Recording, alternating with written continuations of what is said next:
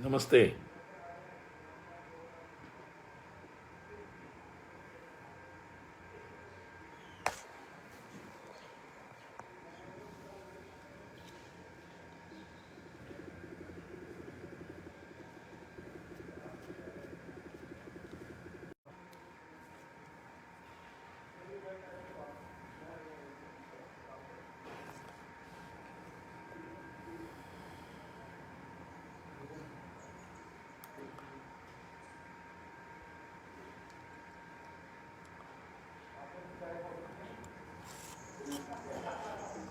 हिंदुत्व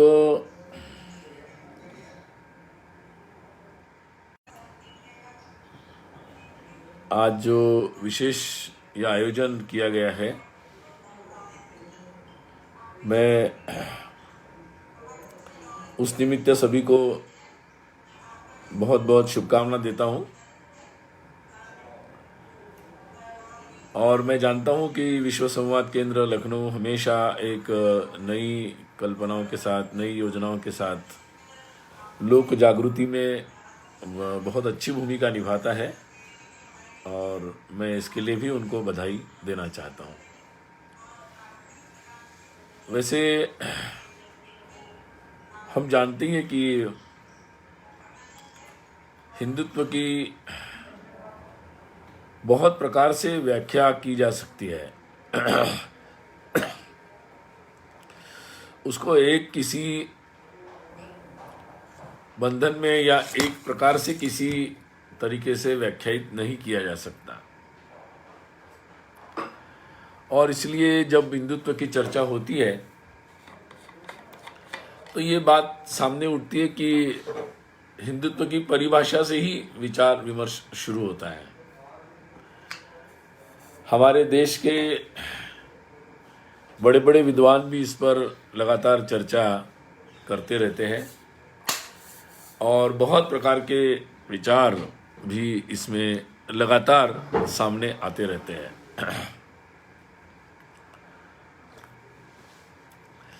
एक बात समझने की है कि हिंदू ये शब्द भले ही अगर हमारे देश के इतिहास को अगर देखेंगे तो हो सकता है कि हिंदू या हिंदुत्व शब्द नया हो। बहुत इसका उल्लेख कभी ऐसे वेदों में उपलब्ध नहीं मिलेगा, लेकिन उसी तत्व को आज की भाषा में व्याख्यायित करने के लिए एक ऐसा शब्द जो हमारी पहचान से, हमारे विचार से, हमारे व्यवहार से, हमारी संस्कृति से जुड़ा है, ऐसा एक शब्द है। और इसलिए महत्व का है कि जिसको लोग हिंदू कहते हैं, यानी जो जब दुनिया में अलग अलग प्रकार के, जिसको हम सेमेटिक रिलीजन बोल सकते हैं, कि जिन्होंने ये कहा कि भाई ये एक ही तत्व है जिससे ही वही सत्य है, तब पहचान के अलग अलग लोगों को अलग शब्द देने लगे तो हमारे इधर रहने वाले लोगों को, सिंधु की तरफ रहने वाले लोगों को हिंदू हिंदू सिंधु कहने लगे। और वास्तव में ये शब्द वहां से आया कि वो जिस तत्व से हम चलते हैं वो तत्व यानी हिंदुत्व है। अब समझने का विषय होगा कि वो तत्व कौन सा है और वो तत्व नया है, पुराना है, कुछ समय के लिए है, तात्कालिक समय के लिए है, या दूरगामी है, या जिसको और एक शब्द उपयोग हम करते हैं शाश्वत है या सनातन है, क्या है। पहली बात तो अगर मैं शुरुआत करूं तो हिंदुत्व जो है ये उसका जो तत्व है, वो तत्व उसकी अगर मूलभूत संरचना या उसका आधारभूत संरचना या मूलभूत सिद्धांत को अगर हमने समझना है तो वो एकात्मता का है, मतलब जोड़ने वाला है, एक दूसरे की परस्पर समन्वय करने वाला है। यानी अर्थात हम दिखने में भले अलग अलग हो, वो दिखने में अलग अलग होने वाली बातों के अंदर जो समान तत्व है उसको समझकर, उसकी पहचान कर, उसके आधार पर अपने रिश्ते, अपने व्यवहार और अपने नीति नियम कानून को बनाकर चलने वाले लोग यानी हिंदू हैं। और वो तत्व अगर हम लोग ये समझते हैं कि हमारे अंदर एक एकात्मता का, एकत्व का तत्व है, तो फिर पूरा व्यवहार हमारा बदल जाता है। मैं कई बार एक सामान्य उदाहरण देता हूं कि जब हम कोई समान तत्व ढूंढ लेते हैं तो फिर हमारा व्यवहार बदल जाता है। हम जैसे बड़े बड़े शहरों में रहते हैं, कोई किसी को जानता नहीं, तो हमारे व्यवहार बड़े विचित्र से रहते हैं। उसी शहर में फिर हमें कोई दोस्त मिल जाता है, रोज चलते चलते फिर हमारा उसके प्रति व्यवहार बदल जाता है। मैं कई बार मुंबई में उदाहरण देता हूं कि हमारे मुंबई में एक्सीडेंट होता है तो लोग बोलते हैं कि अरे हमारी गाड़ी के सामने मर गया। क्यों भाई, हमें जाना था जल्दी में ऑफिस में। लेकिन उन्हीं को पता लग गया कि अरे वो उनका दोस्त था, तो व्यवहार बदल जाता है। फिर पता चला कि रिश्तेदार था, तो व्यवहार बदल जाता है। और फिर बिल्कुल नज़दीक का हो तो जल्दी खत्म हो जाती, गाड़ी से उतरकर उसकी सेवा में, व्यवस्था में लग जाते हैं। ये क्या है? परिचय। हम संघ में आते हैं, संगठन में जाते हैं, कहीं भी जाते हैं, कॉलेज में जाते हैं, स्कूल में जाते हैं, जानने लगते हैं। अगर जानते जानते आपस में समानताओं को हमने ढूंढ लिया तो हम उसको मित्र बना लेते हैं। और जब मित्र बना लेते हैं तो हमारा पूरा व्यवहार अलग हो जाता है। तो हिंदुत्व का जो तत्व है वो उस समानता को, एकात्मता को, एकत्व को ढूंढने का, समझने का जो धर्म है वही हिंदुत्व है।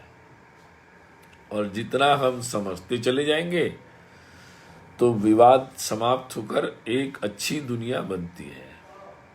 और जितने उस तत्व का विस्मरण होगा, स्मृति का लोप होगा, जैसे किसी की मेमोरी लॉस हो जाता है, स्मृति भ्रंश हो जाता है, तो किसी को पहचानता नहीं, फिर उसके व्यवहार में कोई संतुलन नहीं रहता, अपनों को भी नहीं जानता। या किसी के मन में इस तरीके के विचार आ जाते, फिर बहुत सारी दुनिया बदल जाती है। और इसलिए आज हजारों वर्षों से और आज भी दुनिया को उस हिंदुत्व के उस एकत्व के तत्व की बहुत ज्यादा जरूरत है। हिंदुत्व किसी एक ग्रंथ ने, किसी के एक विचार से नहीं आया। इसमें कोई परस्पर विरोध भी नहीं है।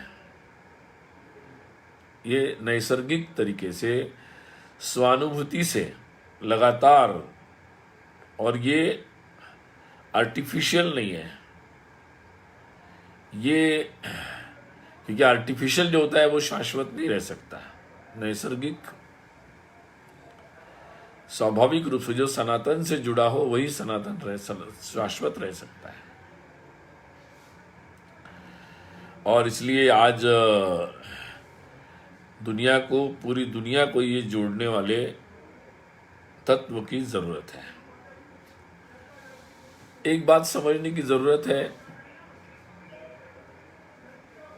कि आज विज्ञान की बहुत बड़ी एक प्रतिष्ठा है पूरे विश्व में। विज्ञान है भी वैसा, प्रतिष्ठा होनी भी चाहिए।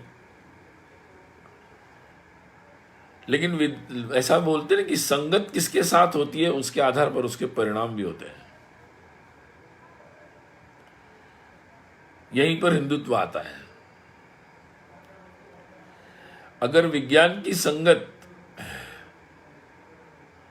अध्यात्म से छूट जाती है और वो संगत कर लेता है केवल राजनीति से,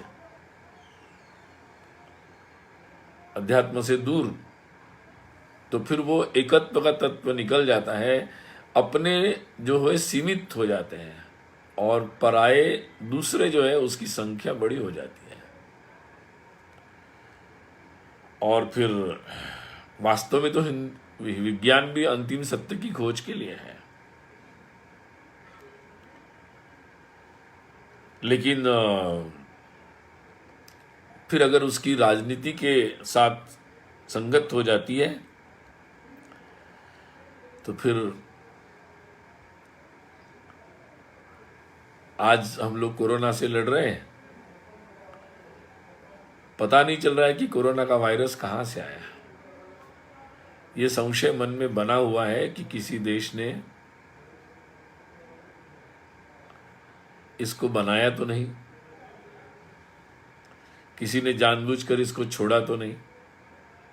संभावना भी लगती है उसके बाकी व्यवहार से। इस समय भी दवाओं का व्यापार करने के लिए लोगों का मन बनता है, और वहीं भारत दवाओं को जल्दी से जल्दी लोगों को, दुनिया के लोगों को, जरूरतमंद लोगों को कैसे मिल जाए इसके लिए प्रयासरत दिखता है। विज्ञान जब राजनीति का संगत कर लेता है, स्वार्थ की संगत हो जाती है, तो एकत्व कम हो जाता है। एकत्व जब कम होता है तो फिर पर्यावरण पर संकट आ जाता है। पूरी दुनिया में पानी बचाओ, जंगल बचाओ, यहाँ तक कि मनुष्य बचाओ तक के सारे नारे लगाने पर पूरी दुनिया विवश हो जाती है। और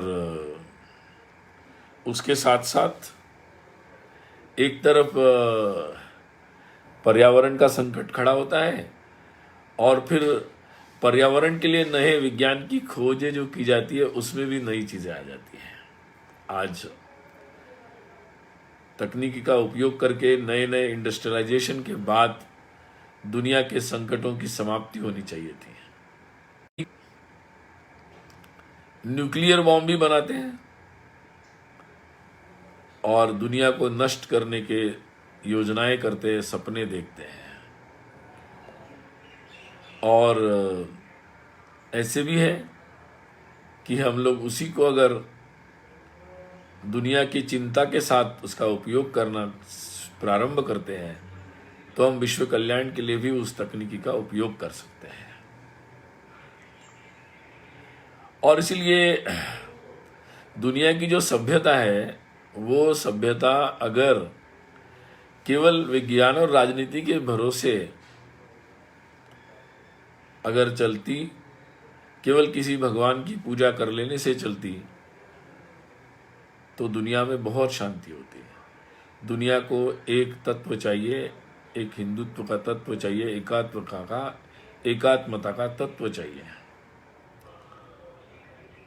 और उस तत्व के आधार पर ही इन समस्याओं का समाधान किया जा सकता है। अन्यथा एक परिवार की एकात्मता पर भी संकट आता है।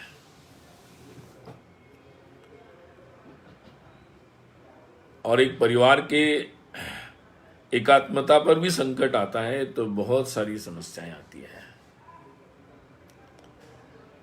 आज जिनको हम विकसित देश कहते हैं, उन देशों में इन सभी समस्याओं का वो सामना कर रहे हैं। हमें उनके प्रति सहानुभूति रखना चाहिए,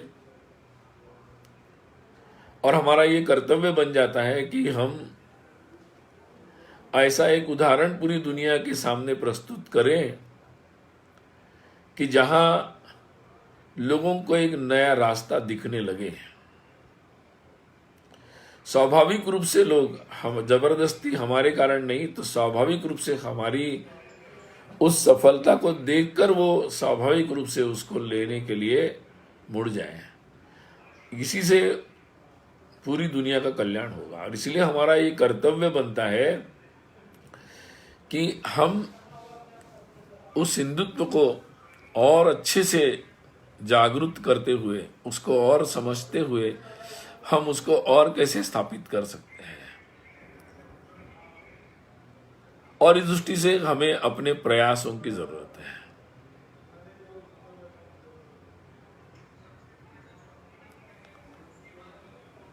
हिंदुत्व एक लोक कल्याण का मार्ग है। दुनिया में पांथिक आधार पर आतंक भी फैलाया जा रहा, आज कम से कम 1,500 वर्षों से इसका दुनिया सामना कर रही है।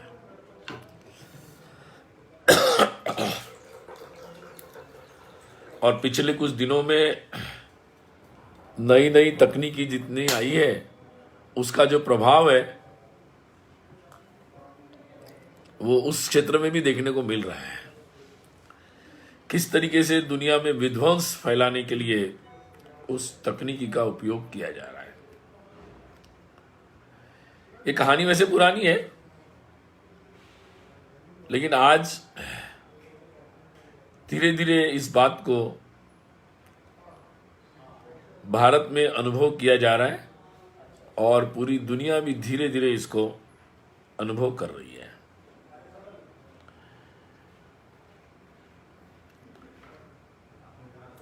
वैसे तो ये स्वाभाविक है कि दुनिया में हम लोग पूरे 500-600 करोड़ लोग किसी न किसी एक वर्केबल, जिसको मैं कहूंगा, समूहों में रहेंगे।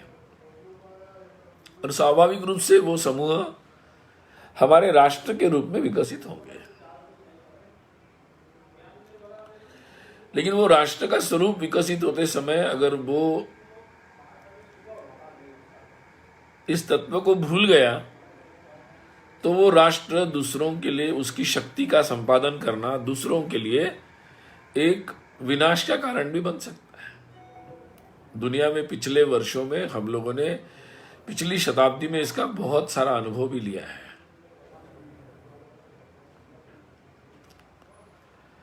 और इसलिए आज ऐसे राष्ट्र की भी दुनिया को जरूरत है कि जो इस हिंदुत्व के आधार पर विकसित होगा, जिसके पास शक्ति तो अपार रहेगी, लेकिन वो शक्ति सृजनात्मक रहेगी, वो शक्ति लोक कल्याण के लिए काम आएगी, वो लोगों के लिए विध्वंस का काम नहीं करेगी और दुनिया में कहीं भी अन्याय अत्याचार हो रहा हो उसको रोकने में वो सक्षम होगी। आज दुनिया को बहुत तीव्रता से ऐसे राष्ट्र की जरूरत है और ऐसे शाश्वत हिंदुत्व के साथ चलने वाले राष्ट्र के रूप में हमारा राष्ट्र ये कार्य कई हजारों वर्ष तक दुनिया में करता आया है। जब ये कमजोर पड़ा तो पूरी दुनिया में किस तरीके से हर बात के नाम पर कितने विध्वंस हुए, कितने अपार कष्ट पूरी दुनिया को झेलने पड़े, इसका अनुभव हम लोग अपने 700-800 हजार वर्षों के इतिहास से देख सकते हैं। और इसलिए उस तत्व के जागृति की आज जरूरत है, उसकी साधना की जरूरत है। जहां कई दुनिया के राष्ट्र हैं कि जो अपने भाषा के आधार पर अपने रंग काले या गोरे हैं, हम कौन से रेस के हैं, वंश कौन सा है, इसके आधार पर राष्ट्र बनाते हैं, बना चुके हैं। पॉलिटिकल राजनीतिक विचारधाराओं पर भी राष्ट्र बनाए गए हैं। अपना पंथ कौन सा है, उसमें उपपंथ कौन सा है, उसके आधार पर भी परस्पर विरोधी राष्ट्रों का निर्माण भी दुनिया में हो चुका है। और इसलिए कई बार जब हमारे राष्ट्र की तरफ लोग देखते हैं तो वो समझ नहीं पाते कि जिसमें भाषाएं अलग है, पूजा पद्धति अलग है, लोगों के खान पान अलग है, दिखने में भी कई बार अलग अलग दिखते हैं, फिर भी एक राष्ट्र कैसे हो सकता है? क्योंकि उस पद्धति के अनुसार तो ये राष्ट्र की कोई परिभाषा ही पूरी नहीं करता। लेकिन उस परिभाषा से बाहर निकलकर ही हिंदुत्व शुरू होता है।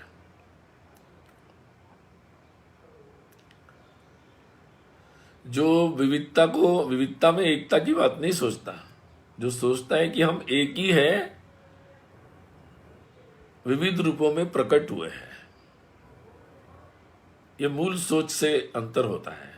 और फिर जब हम एक ही हैं, विविध रूप में प्रकट हुए हैं, तो फिर हम लोग कितने भी विविध रूप धारण कर ले, हम एक ही रहेंगे। और जब हम एक ही है तो फिर हमारा व्यवहार वैसा ही होगा। और इसलिए और फिर हमारा राष्ट्र, इसलिए केरल से कन्याकुमारी तक हजारों वर्षों में इतने लोग आए, हर एक ने ये तत्व कोई एक किसी ने नहीं दिया। वेदों से लेकर पुराणों तक, उपनिषदों से लेकर आधुनिक समय के आदि शंकराचार्य से लेकर हमारी संत परंपरा के जितने भी लोग हुए, सबने इसी तत्व को बार बार अपने अपने तरीके से अपने अपने समय में परखा। चाहे वो कबीर हो, चाहे रामकृष्ण परमहंस हो, चाहे विवेकानंद हो। और लगातार ये बातें जितनी उठती चली गई, उन्होंने लगातार ये बातें सतत रूप में उठाई। और इसीलिए ये आजकल की भाषा में अगर बोलना है तो हिंदुत्व ये टेस्टेड ओके लिखा रहता है ना किसी भी सैंपल पर, वैसा ये विचार है जो टेस्टेड ओके है। और इसलिए आज हिंदुत्व के उन शाश्वत तत्वों को भी समझना जरूरी है, क्योंकि हिंदुत्व जब इस शाश्वत तत्व के रूप में हम लोग पहचानते हैं, तो हिंदुत्व से जो रत्न बाहर आए वो भी एक शाश्वत ज्ञान के रूप में बाहर आए। और इस तत्व के आधार पर एक सतत चलने वाली एक ज्ञान परंपरा का भी विकास हुआ, जिससे जो भी बातें निकल के आई, चाहे योग निकल के आए, तो आज वो धारा सतत चल रही है और जो विश्व कल्याण का काम कर रही है। योग पहले से ही था, विश्व ने उसको पहचाना नहीं था, आज विश्व ने उसको पहचान लिया है। हिंदुत्व तो पहले भी था, योग पहले भी थे। आज और भी कई सारे, मैं कई बार कहता हूं कि ये तो एक पतंजलि योग सूत्र के कुछ पृष्ठ खुले हैं तो दुनिया में अंतर्राष्ट्रीय योग दिवस हो गया। जब इन कई ग्रंथों के कई पन्ने खुलेंगे तो दुनिया में बहुत सारे नई बातें आएगी। आयुर्वेद का तो अभी परिचय दुनिया को हो रहा है। हमारे लिए आवश्यक है कि हम पर्याप्त परिचय आयुर्वेद का करें, उनको अपने हमारे देश के युवाओं को उन संस्कृत भाषा को अध्ययन करने के लिए प्रोत्साहित करना पड़ेगा, जिनमें ये सारे मूल ज्ञान है, तत्व है। कई ऐसी हस्तलिपियां, लिखित लिपियां हैं जिसमें लिखे हुए वो उस ज्ञान को पढ़ने के लिए प्रोत्साहित करना पड़ेगा। ये उन योद्धाओं की तरह ही होगा जिनको हम अपने बालक को सीमाओं पर भेजते हैं, अपने बालक बालिकाओं को इस ज्ञान को पार करने के लिए भी भेजना पड़ेगा, हिम्मत जुटानी पड़ेगी।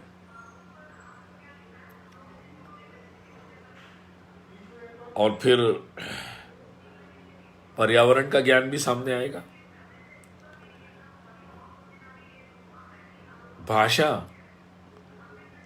भाषा का व्याकरण पतंजलि, पाणिनि, बहुत सारे सूत्र आए।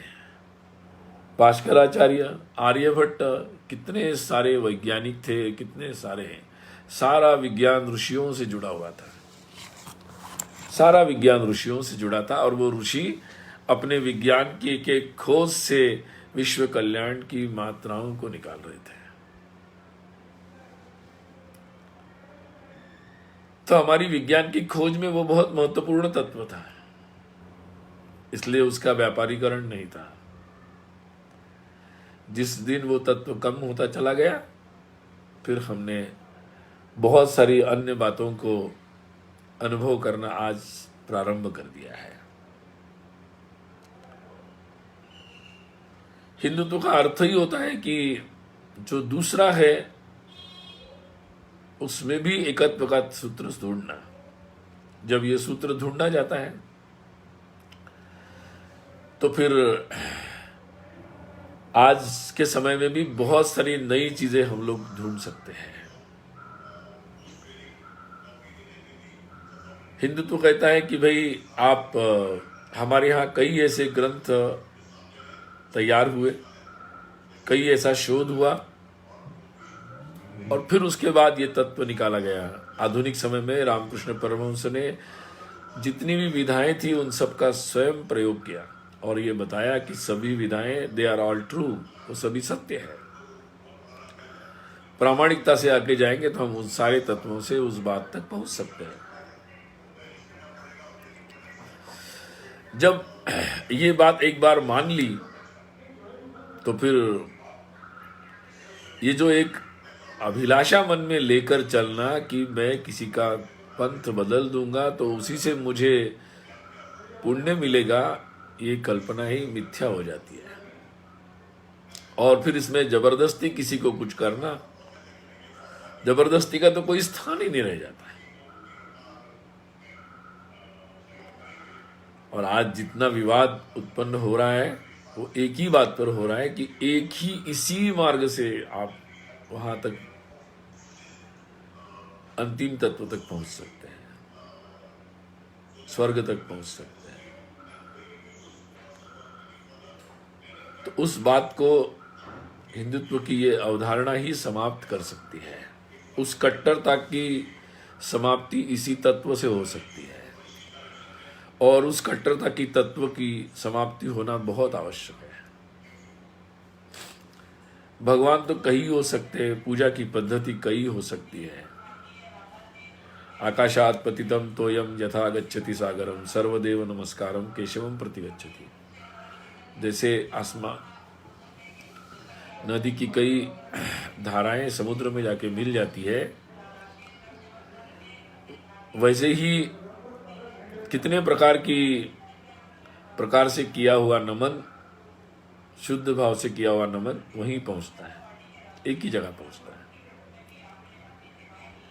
तो अब जब ये बात गारंटी है दुनिया में पंथ के आधार पर विवादों की समाप्ति की, इसी बात का उल्लेख स्वामी विवेकानंद ने अपने शिकागो के भाषण में किया था। उन्होंने कहा था कि ये हिंदुत्व जो है ये अंतिम किला होगा इस कट्टरता के लिए, खत्म कर देगा इस कट्टरता को, इसको अपनाओ। और इसके लिए आपको आपके भगवान, आपकी पूजा पद्धति छोड़ने की कोई जरूरत नहीं।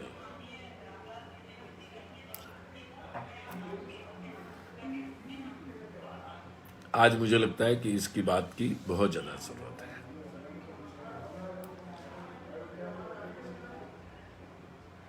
महिलाओं के साथ अत्याचार की घटनाएं हमारे यहां भी होती रहती है। ये क्या है? ये हिंदुत्व का विस्मरण है।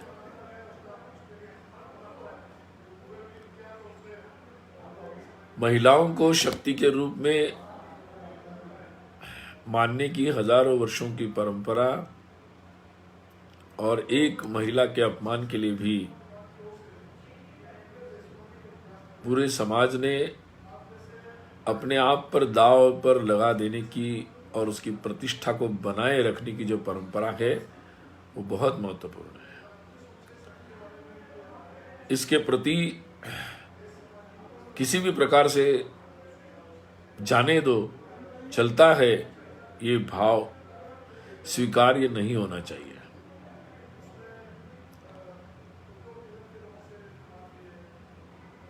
दुनिया में हिंदुत्व के अभाव में कई ऐसे देश भी है कि जहां पर महिलाओं को समान ही नहीं मानते। हमारे देश में तत्व में तो मानते हैं, लेकिन कई लोग इससे विस्मृत होकर अलग प्रकार का व्यवहार भी कर रहे हैं।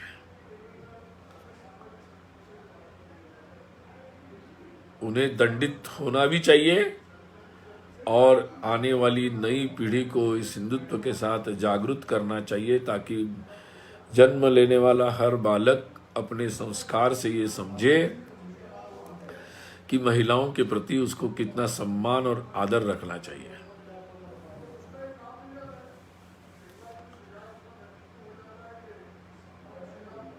हिंदुत्व को जीवन में स्थापित करना किसी शाश्वत तत्व को इतना सरल तो नहीं है। हमारे पूर्वजों ने बड़ी साधना की थी इसके लिए।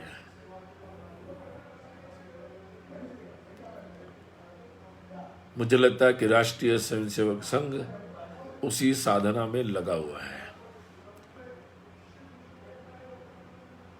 और धीरे धीरे ये बात स्पष्ट होती जा रही है और पूरा समाज भी इस साधना में लग रहा है।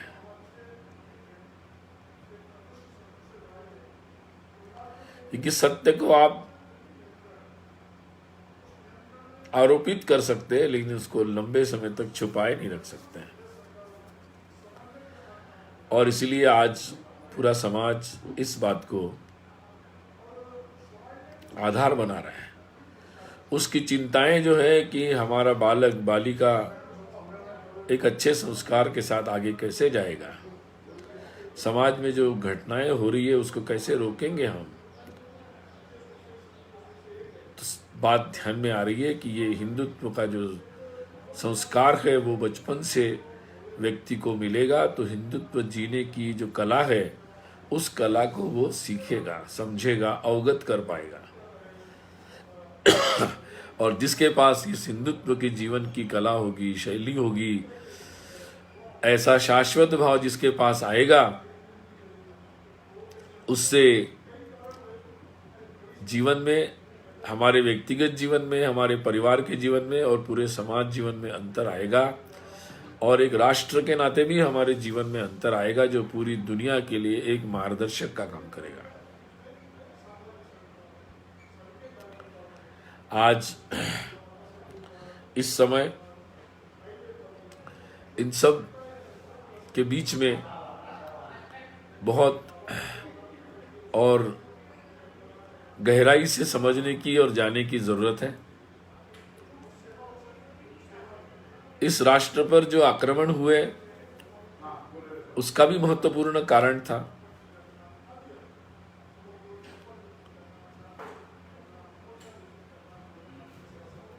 हिंदुत्व का अर्थ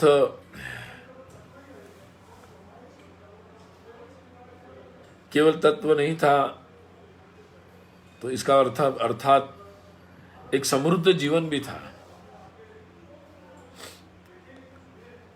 हिंदुत्व का अर्थ समृद्ध जीवन, परंतु समृद्धि में सबकी समृद्धि की चिंता, सबके कल्याण की चिंता महत्वपूर्ण था।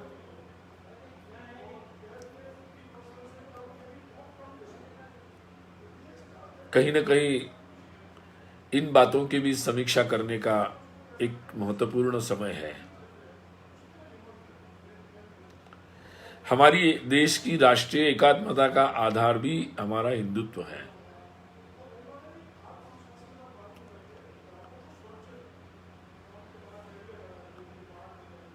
हिंदुत्व जब जागृत होता है तो जाति के नाम पर जो भेदभाव है, जाति के नाम पर कभी कभी एक गलत व्यवहार भी सामने आता है, उसका स्थान समाप्त हो जाता है। और इसलिए हिंदुत्व का जागरण एकात्मता का जागरण है। जातिगत भेदभाव की समाप्ति का यह महत्वपूर्ण आधार बन सकता है और इसकी आज हमें जरूरत है। क्योंकि जातिगत भेदभाव हिंदुत्व के मूल तत्व से कहीं भी समानता नहीं दिखाता, बिल्कुल विपरीत है ये। और ये जातीय भेदभाव मतलब हमारी हिंदुत्व की मूल धारणा से दूर जाने का कारण है। संघ जब हिंदुत्व कहता है तो वो इस भेदभाव से दूर जाने के लिए एक महत्वपूर्ण प्रयास करता है। संघ जब मुसलमानों के पूर्वज हिंदू होने का दावा करता है और जो सच भी है, सत्य परख है, तो वो समानता का तत्व जोड़ता है, ढूंढता है, जोड़ने का तत्व ढूंढता है कि भाई आप पूजा अलग करते हो लेकिन आपका हमारा जोड़ने वाला तत्व ये है, इससे जुड़ जाओ। तो हिंदुत्व जोड़ने का ही काम करता है। और इसलिए जब हिंदू राष्ट्र की बात आती है तो ये हिंदू राष्ट्र है, ये हिंदू राष्ट्र इस तत्व के आधार पर है, ये एक सांस्कृतिक अवधारणा है, ये हमारे जीवन व्यवहार की अवधारणा है। हम इस एकात्मता पर जब विश्वास करते हैं, महिलाओं के दिव्य शक्ति का विश्वास करते हैं, हम सब में परस्पर लोक कल्याण की बात सोचते हैं, विश्व कल्याण की बात सोचते हैं, तो हम हिंदुत्व से जुड़े हैं। हम इसके आधार पर ऐसे पराक्रम की बात सोचते हैं कि जिससे विश्व कल्याण होगा, तो हम हिंदुत्व से जुड़े हैं। और जब हम हिंदुत्व से जुड़े हैं, ऐसे हजारों करोड़ों लोग जहां रहते वो हिंदू राष्ट्र है। आज ऐसे लोगों को जोड़ने की और उसे जागरूक करने की बात है। ये शाश्वत तत्व है। इसी का उल्लेख शिवाजी महाराज ने किया था। उन्होंने भी हिंदू राष्ट्र की कल्पना की थी।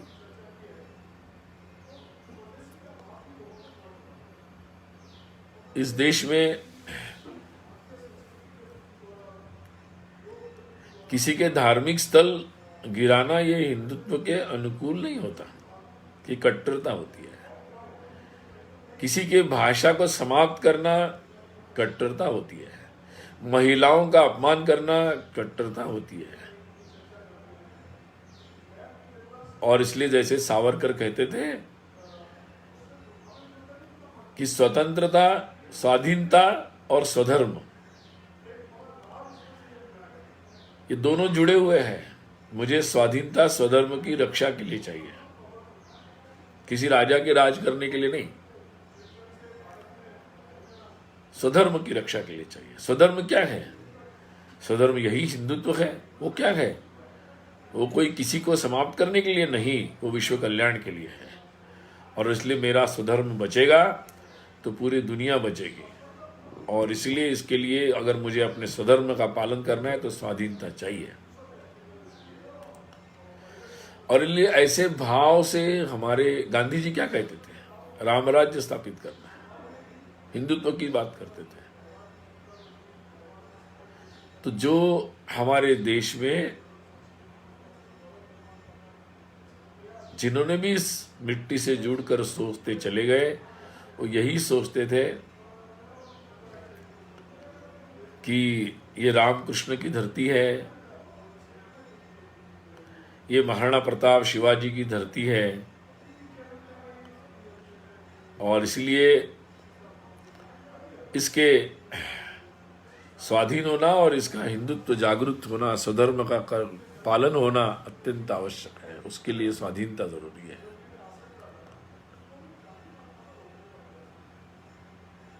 शिवाजी महाराज,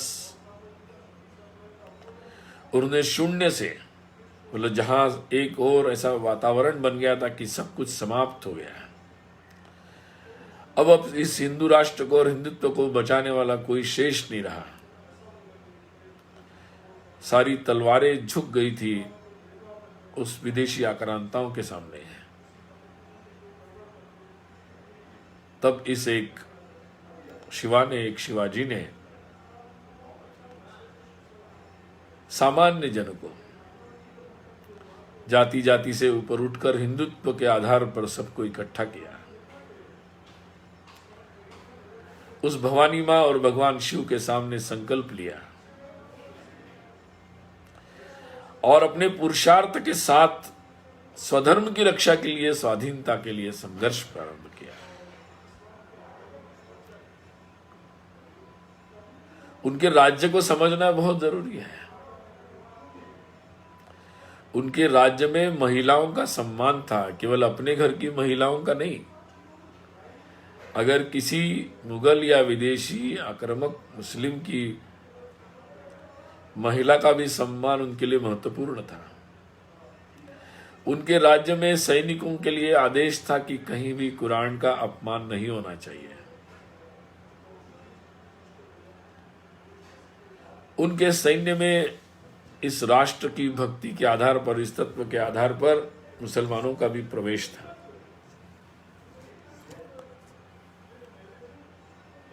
दूसरों की पूजा पद्धति का वो सम्मान भी करते थे,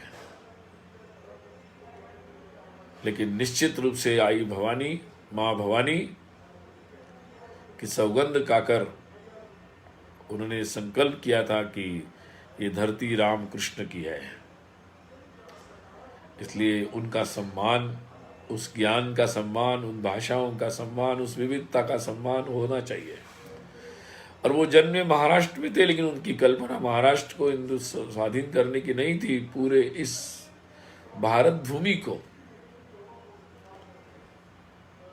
एक हिंदू राष्ट्र के रूप में स्वाधीन करने की उनकी कल्पना थी।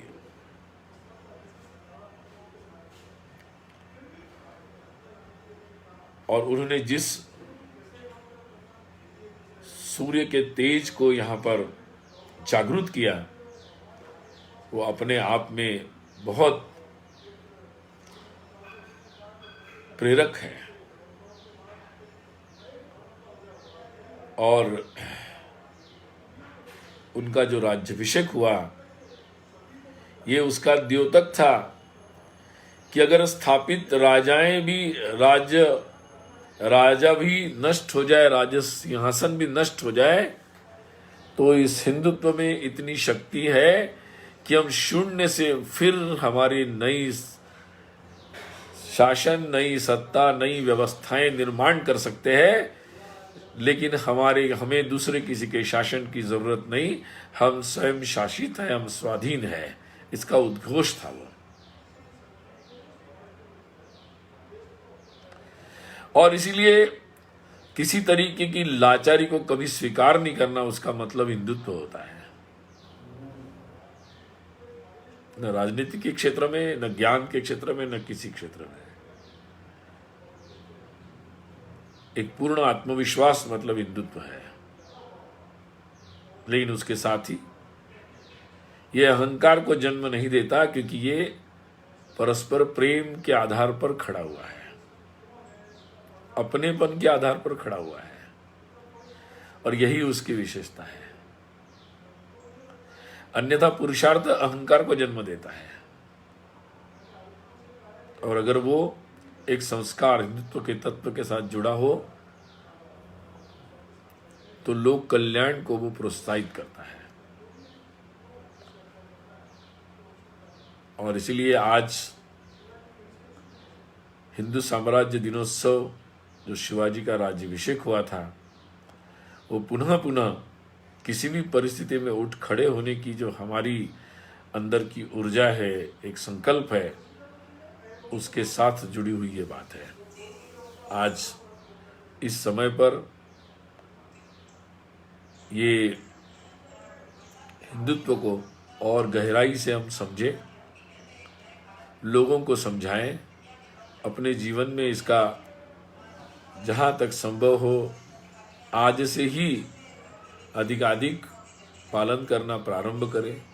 इसके सही स्वरूप को समझें, एक भाव को समझे, तो मुझे लगता है कि ये भारत के कल्याण के साथ साथ पूरे विश्व कल्याण का मार्ग प्रशस्त करेगा। मैं आपको इस अवसर पर पुनः एक बार सबको शुभकामना देता हूँ। और इस कोरोना के संकट में हम सब लोग बिल्कुल लड़ते रहे, और लगातार हम ये विश्वास के साथ आगे बढ़े, इस लड़ाई में हम लोग सब लोग जरूर जीतेंगे। आप सबको पुनः एक बार शुभकामनाएं।